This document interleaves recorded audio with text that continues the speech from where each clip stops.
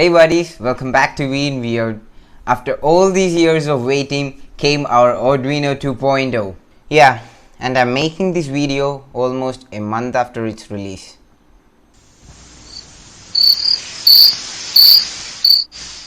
Anyway, it has come with a lot of new features and I have found some errors or minor bugs as well.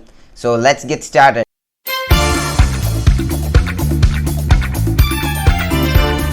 Earlier, we needed to go to the menus and submenus to get the libraries and boards, but now you can access it easily from the sidebar of the IDE. Yes, it's visually pleasing.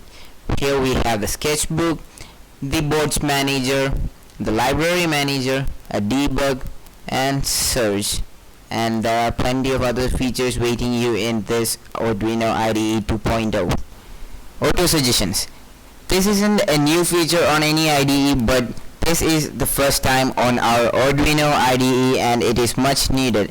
So I'll show you an example. So here I'm writing digital and you can see it's already giving us some suggestions.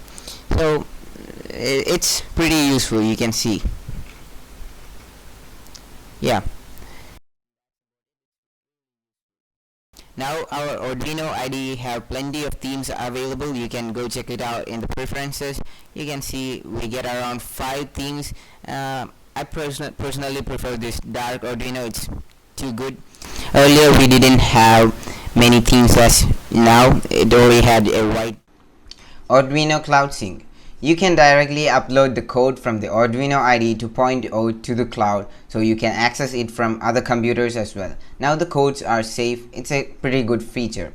First, I misunderstood that we can put our every codes in the computer to the cloud, but first you need to pull the sketch which is in the web editor to edit and upload it. Another major improvement is that you can open both serial monitor and the plotter at the same time, and it's pretty good. Just forgot to tell about the new serial plotter.